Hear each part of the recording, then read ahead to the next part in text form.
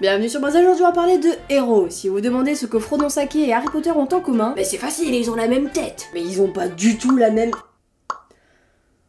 Oh mon dieu! C'était donc vrai? Plus sérieusement, ce sont tous les deux des variantes du même personnage. Et ce ne sont pas les seuls.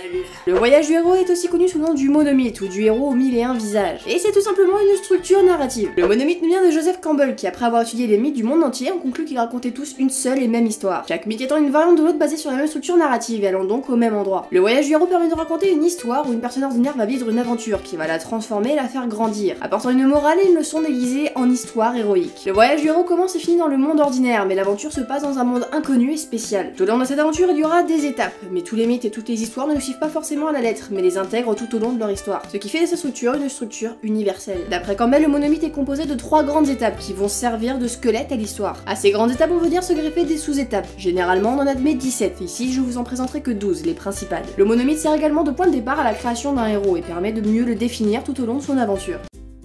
Le monde ordinaire est le point de départ, il représente ce que le personnage est dans la vie de tous les jours. Dans Harry Potter, ça sera sa vie dans le placard sous l'escalier. Le monde ordinaire sert à contraster avec l'aventure à suivre. Il permet de poser les bases des personnages de l'histoire, comment ils sont et comment ils peuvent et vont évoluer par la suite. Cette base permet également au spectateur ou au lecteur de mieux s'identifier au personnage et de le comprendre.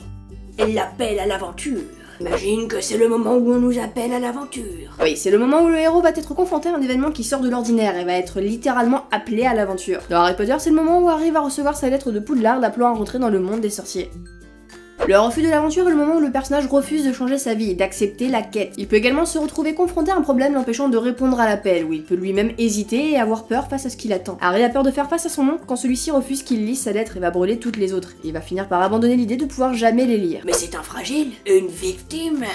La rencontre du guide. Tous les héros ont besoin d'un guide pour les aider à faire face à l'aventure qui les attend. Un guide va expliquer les bases du monde au héros ou même lui donner ses premières armes afin qu'il puisse continuer l'aventure. Dans Harry Potter, c'est Dumbledore qui va révéler certains secrets à Harry et va continuellement le guider dans sa quête ultime qui est de vaincre Voldemort et de ramener la paix. Il peut accompagner le héros tout au long de son périple, mais le héros devra affronter l'épreuve finale tout seul. Il peut également laisser le héros découvrir le monde et les aventures qui l'attendent tout seul, ou alors avec ses amis. Le départ. Le héros va quitter son monde et rentrer dans l'aventure. Ce moment est assez important car c'est le point de non-retour. Quand ce point est franchi, soit par un événement dramatique, soit par le choix du héros, il ne peut plus revenir en arrière. L'aventure démarre jusqu'à la résolution de la quête. Quand Harry décide de suivre Hagrid et de laisser les Dursley derrière, il ne pourra plus revenir à sa vie d'avant. Tout va irrémédiablement changer. Les épreuves et les rencontres des alliés et des ennemis. Le héros fait face à l'aventure tout seul, il va découvrir ses ennemis et devra se trouver des alliés connaissant ce monde nouveau et l'aidant dans ses futurs combats. Harry va rencontrer Ron, puis Hermione et ensuite Drago, il va choisir ses amis et ses ennemis. Et qui vont lui mettre des bâtons dans les roues. L'approche. À ce moment-là, le héros va faire face à une situation dangereuse, il va rentrer dans la caverne où se trouve sa quête. Une caverne, hein? J'aime cette idée. Harry, Ron et Hermione vont passer l'épreuve du chien à 3 têtes et rentrer par la trappe. Dernière épreuve et mort. C'est l'heure la plus sombre du héros, il fait face à la mort.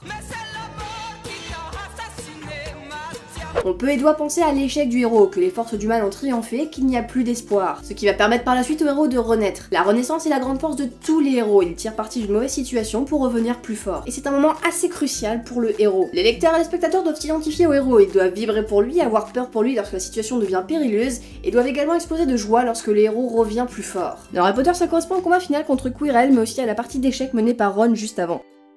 La récompense. Le méchant est battu et le héros triomphant cherche sa récompense. Elle n'est pas forcément matérielle, ça peut être la reconnaissance, l'expérience, la connaissance, une réconciliation ou même une retrouvaille ou encore l'amour. Quand Harry retrouve ses amis après son combat final, il va aussi gagner en expérience et ressortir plus fort de ce combat. Parce que tout ce qui ne nous tue pas nous rend plus forts. Ça serait donc des Saiyans. Le retour. Tous les problèmes sont quasiment réglés, mais ce n'est pas fini pour autant. Toutes les boucles doivent être bouclées avant que le héros quitte ce monde et ne retourne dans son monde ordinaire. Ici, c'est entre autres le passage de la remise des points pour le trophée de fin d'année et la discussion avec Dumbledore, où Harry va apprendre que Voldemort est toujours en vie et que le combat n'est pas fini. Le retour dans le monde ordinaire. Le héros est de retour dans son monde ordinaire, l'aventure l'a changé, l'a même transformé physiquement ou l'a fait grandir. Les épreuves qu'il a subies l'endurcissent, le transforment et lui apprennent quelque chose. Harry quitte Poudlard et ses amis et retourne à Private Drive, il n'est plus le même et s'est endurci. Retour avec l'objet de la quête. C'est ici qu'on boucle toutes les boucles du monde ordinaire. Mais tu l'as déjà faite celle-là? Ah vraiment? C'est également là que les changements dus à la quête s'appliquent. Harry retourne chez les Dursley comme un magicien qui aura maintenant un autre statut. Il a appris beaucoup de son voyage et a permis de garder la paix dans le monde. Il s'est fait des amis qui le suivront dans toutes ses autres aventures. Et ils vécurent heureux et firent beaucoup d'enfants. Mais c'est que...